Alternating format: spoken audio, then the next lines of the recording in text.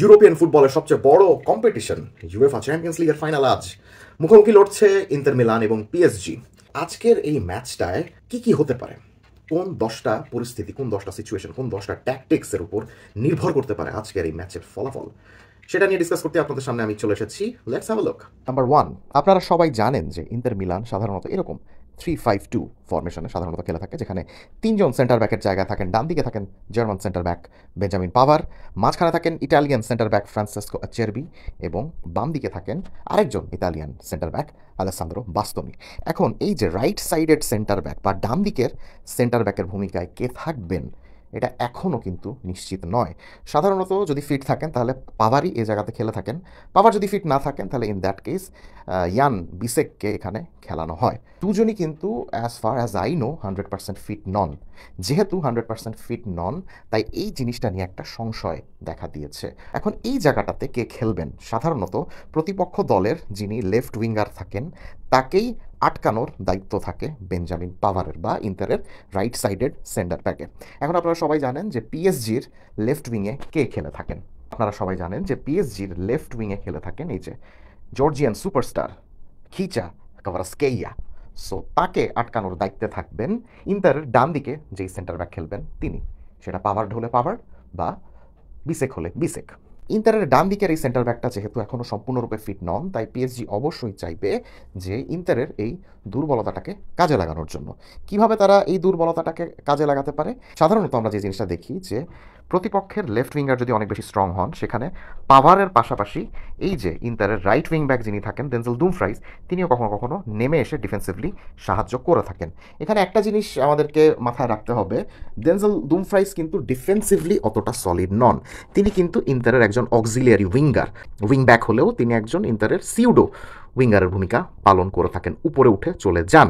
So PSG যদি কোনো রকম ইনশিওর করতে পারে যে দুমফ্রাইজকে উপরে উঠিয়ে আনতে হবে, তাহলে কিন্তু এই যে সম্পূর্ণ জায়গাটা আপনারা দেখছেন যে দুমফ্রাইজ এবং পাভারের মাঝখানে যে একটা বড় জায়গা আছে, সেই বড় জায়গাটা কিন্তু ফাঁকা থেকে যাচ্ছে।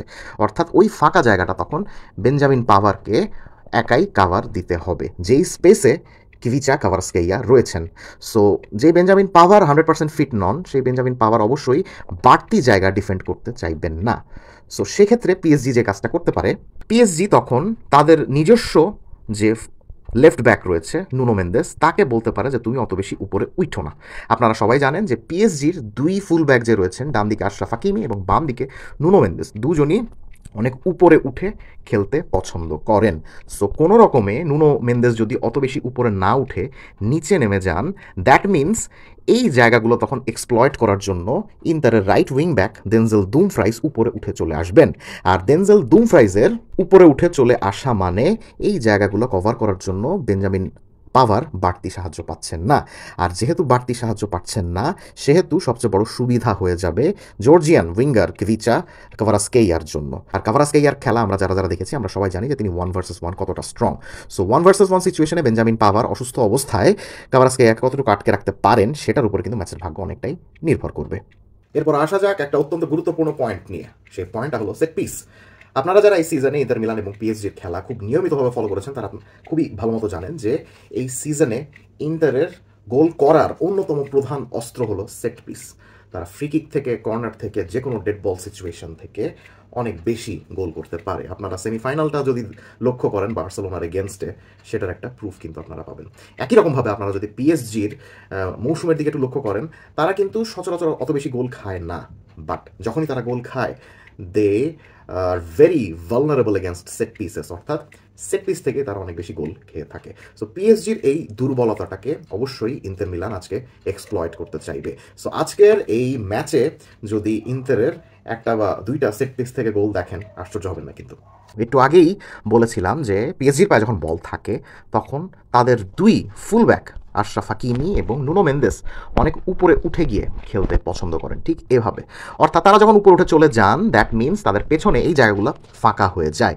সো এই জায়গাগুলো যখন ফাঁকা হয়ে যায়, তখন তাদের দুজন সেন্টার ব্যাক উইলিয়ান পাচো এবং মার্কিনিওস, দুজনের উপরে বেশ বাড়তি চাপ একটা এসে পড়ে। সো বাড়তি চাপ আসলে সমস্যা হয় না, বিকজ পিএসজি এ পর্যন্ত যতগুলো দলের এগেনস্টে চ্যাম্পিয়ন্স লিগে খেলেছে, কেউই কিন্তু স্ট্রাইক জুটি নিয়ে খেলেনি, এবং এই জিনিসটাই কিন্তু বদলাতে যাচ্ছে চ্যাম্পিয়ন্স লিগের ফাইনালে, বিকজ ইন্টার মিলান কিন্তু স্ট্রাইক জুটি নিয়ে খেলে, অর্থাৎ মার্কিনিওস এবং পাচো দুজনকেই দুইজন স্ট্রাইকার মার্ক করে খেলতে হবে। আপনারা সবাই জানেন যে ইন্টারের স্ট্রাইক জুটিতে রয়েছেন আর্জেন্টাইন সুপারস্টার লাউতারো মার্টিনেজ এবং French superstar Marquis Thuram. So এই দুজনকে আটকানোর দায়িত্ব থাকবে তখন পিএসজির এই দুই সেন্টার ব্যাক মার্কিনিয়াস এবং পাচো এই সিজন অত্যন্ত দুর্দান্ত খেলেছেন, এটা নিয়ে কোনো সন্দেহ নেই। প্রবলেম হবে মার্কিনিয়াসকে নিয়ে। তিনি পিএসজির ক্যাপ্টেন হলেও কখনো কখনো উনি বেশ বাজে খেলে বসেন, তার অ্যাটেনশনে ল্যাপস হয়, তিনি ভুল করে বসেন। সো মার্কিনিয়াসকে এমনও কিন্তু হতে পারে যে ইন্টারের যে দুজন স্ট্রাইকার রয়েছেন, লাউতারো মার্টিনেজ একটু নিচে নেমে খেলতে পছন্দ করেন, কিন্তু মার্কুস থুরাম আবার ডি বক্সের মধ্যে তার যেহেতু শক্তি রয়েছে, is a very powerful striker, উনি কিন্তু একটু সেন্টার ব্যাককে পিন করে খেলতে পছন্দ করেন। সেক্ষেত্রে কিন্তু মার্কিনিওসের তাদেরকে আটকাতে বেশ ভালো ধরনের সমস্যা হতে পারে, এবং আর ইন্টার মিলান কিন্তু ওই সমস্যাটাকে এক্সপ্লয়েট করতে চাইবে। So this is a very important point for Inter Milan to exploit. Problem কি শুধু এই ক্ষেত্রে পিএসজির সেন্টার ব্যাকেরই হবে? ইন্টারের সেন্টার ব্যাকের কি হবে না? অফকোর্স হবে। আমরা যদি ফ্রান্সিসকো আচেরবির কথা বলি, তিনি দুর্দান্ত খেলছেন, এই 37-38 বছর বয়সেও অসাধারণভাবে খেলছেন। ইন্টারের তিনজন সেন্টার ব্যাকের মধ্যে তিনি থাকছেন কিন্তু মাঝখানে, এবং প্রতিপক্ষের মেইন যে স্ট্রাইকার তার গায়ে গায়ে লেগে থাকতে কিন্তু পছন্দ করেন এই আচেরবি। এখন আপনারা সবাই জানেন পিএসজির মেইন স্ট্রাইকার হলো এই ওসমান দেমবেলে। তিনি এককালে উইঙ্গার হিসেবে খেলতেন, কিন্তু এবার খেলছেন একদম নাম্বার 9-এর ভূমিকাতে। কাগজে কলমে নাম্বার 9 বলা হলেও তিনি কিন্তু অনেকটা নিচে নেমে এসে খেলতে পছন্দ করেন। এখন আচেরবি যেহেতু একজন ট্র্যাডিশনাল ইটালিয়ান সেন্টার ব্যাক, তিনি সাধারণত নিজের বক্স থেকে ডিফেন্সের সময় বাইরে বেরোতে অত বেশি পছন্দ করেন না। হ্যাঁ, অ্যাটাকের সময় তিনি কখনো কখনো আন্ডারল্যাপ করে সামনে চলে যান, সেটা ভিন্ন বিষয়, কিন্তু ডিফেন্স যখন উনি করেন তখন সাধারণত কিন্তু উপর উঠতে পছন্দ করেন না, বা স্ট্রাইকারকে মার্ক করতে করতে সেভাবে নেমে যেতে পছন্দ করেন না। এখন দেমবেলে কি তাকে নামাতে পারবেন কি না, সেটার উপরও কিন্তু ম্যাচের ফলাফল অনেক বেশি নির্ভর করছে। পিএসজির মূল স্ট্রাইকার ওসমান দেমবেলের নেমে যাওয়ার ব্যাপারে কথা বলছিলাম। আপনি দেখেন, একজন স্ট্রাইকার যখন নেমে যায় তার মানে কিন্তু বক্সে তার প্রেজেন্স থাকছে না। হ্যাঁ, বক্সে উনি তখন থাকতে পারছেন না, যেহেতু উনি নেমে যাচ্ছেন। সো পিএসজির কিন্তু তারা বল পজিশনে অনেক বেশি দুর্দান্ত, কাউন্টার অ্যাটাকিং অনেক বেশি দুর্দান্ত, প্রেসিং অনেক বেশি দুর্দান্ত, কিন্তু কখনো কখনো প্রবলেম হয় যে ম্যাচের কিছু কিছু সিচুয়েশনে প্রতিপক্ষের ডি বক্সে নিজেদের একজন স্ট্রাইকার থাকতে হয়, যিনি কিনা শক্তিমত্তা দেখিয়ে হুটহাট করে ঢুকে গিয়ে শট নিতে পছন্দ করেন, যেটা কিনা ইন্টারের মার্কুস থুরাম বা লাউতারো মার্টিনেজ ঠিক মতো করতে পারেন। পিএসজির স্ট্রাইকাররা অনেক কিছুতে অনেক বেশি দুর্দান্ত হলেও কখনো কখনো এই জিনিসে তাদের একটা দুর্বলতা চোখে পড়ে, সেটা হলো গিয়ে কখনো কখনো তাদের বক্স প্রেজেন্স দেখা যায় না। তাদের খেলোয়াড়রা সময় মতো অনেক সময় বক্সে ঢুকে গিয়ে গোল করতে পারেন না, তারা অনেকটা ইন্ডিভিজুয়ালিস্টিক খেলতে পছন্দ করেন। দেখা যায় নেমে যাচ্ছেন, সাইডে চলে যাচ্ছেন, উইং বরাবর চলে যাচ্ছেন, বক্সে কেউ থাকছে না। অ্যান্ড ইন্টার মিলান যেহেতু ইটালিয়ান ক্লাব, তাদের সেন্টার ব্যাকরা অনেক ওল্ড স্কুল ডিফেন্ডিং করতে পছন্দ করেন। সো এই ধরনের সিচুয়েশন যদি তারা ফেস করে, তারা কিন্তু অত বেশি মাইন্ড করবে না, বিকজ বক্সে যদি কোনো খেলোয়াড় নাই থাকে সেরকম, তাহলে তো সেরকম ডিফেন্স করার তেমন কিছু নেই, তাই না? সো উসমান দেমবেলে, কিভিচা ক্ভারাটস্কেলিয়া এবং ডান দিকে যদি ব্র্যাডলি বারকোলা খেলেন, হ্যাঁ, তাহলে তাদের মাথায় একটা জিনিস অবশ্যই রাখতে হবে যে আমাদেরকে বক্সে ঢুকে গিয়ে বক্সটাকে ক্রাউড করতে হবে। কিছুক্ষণ আগেই আমরা পিএসজির লেফট সাইড নিয়ে কথা বলছিলাম যে ইন্টার মিলানের রাইট সাইডেড সেন্টার ব্যাককে সমস্যায় ফেলার জন্য ক্ভারাটস্কেলিয়া এবং নুনো মেন্দেস কোন ধরনের কম্বিনেশনে খেলতে পারেন। এখন আসা যাক ডান দিকের ব্যাপারে। শুধু নুনো মেন্দেসই যে উপরে উঠে খেলতে পছন্দ করেন ব্যাপারটা সেরকম নয়, অনেক সময় দেখা যায় আশরাফ হাকিমিও উপরে উঠতে খেলতে পছন্দ করেন, অর্থাৎ পিএসজি যিনি রাইট ব্যাক তিনিও উপরে উঠে খেলতে পছন্দ করেন। সেটা ওভারল্যাপিংয়ের মাধ্যমে এভাবে সামনেও উনি কখনো কখনো চলে যান, বা কখনো কখনো মিডফিল্ডে ইনভার্ট করে এইভাবে চলে আসতে পছন্দ করেন। তো আপনি দেখুন যে আশরাফ হাকিমি যখন এখানে চলে যাচ্ছেন, তার মানে ইন্টারের এই রাইট সাইডটা দেখুন সম্পূর্ণ কিন্তু ফাঁকা হয়ে যাচ্ছে। অ্যান্ড এটা যদি হয় ম্যাচের কোনো সিচুয়েশনে, that will help Inter Milan a lot, because ইন্টারের ওই জায়গাগুলোতে, বাম দিকের জায়গাগুলোতে রয়েছেন ফেদেরিকো ডি মার্কো, যিনি কিনা অত্যন্ত দুর্দান্ত একজন লেফট উইং ব্যাক, যার তিনি যখন দৌড়ে বক্সের মধ্যে ঢুকে যান তার ওই দৌড়ের টাইমিংগুলো অনেক ভালো হয়। সো আশরাফ হাকিমি যদি কোনো কারণে ইনভার্ট করে ভিতরে ঢুকে যান বা ওভারল্যাপ করে সামনে চলে যান, that will help Federico D Marco a lot in terms of getting into this Jones. এবং এখান থেকে তুমি যদি ক্রস বা কাটব্যাক কোনো কিছু একটা করেন, তাহলে থুরাম এবং মার্টিনেজ কিন্তু দুর্দান্ত ফিনিশিংয়ের মাধ্যমে ইন্টারকে এগিয়ে দিতে পারেন খেলা। ইন্টার মিলানের খেলা যারা সম্পূর্ণ সিজন ধরে দেখেছেন এবং আমার ভিডিওগুলো যারা দেখেছেন, তারা জানেন যে ইন্টারের মিডফিল্ড কতটা স্ট্রং, এবং এই তিনজন মেইন সেন্ট্রাল যে মিডফিল্ডার রয়েছেন, হেনরিক মিখিতারিয়ান, হাকান চালহানোগলু এবং নিকোলো বারেল্লার ভূমিকা কি কি।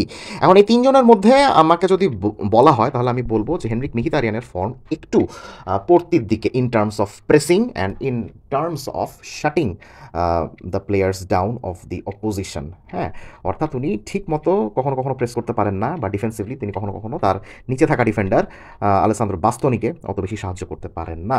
এখন এই সাইডেই কিন্তু পিএসজির দুর্দান্ত একজন রাইট উইঙ্গার খেলছেন, তিনি হলেন এই যে ব্র্যাডলি বারকোলা। আপনারা জানেন যে এই সাইডেই কিন্তু ব্র্যাডলি বারকোলা খেলবেন, যিনি কিনা ট্যালেন্টের দিক দিয়ে আই গেস এই পৃথিবীতে বর্তমানে সেরা 3-4 জন রাইট উইঙ্গারের মধ্যেই থাকবেন।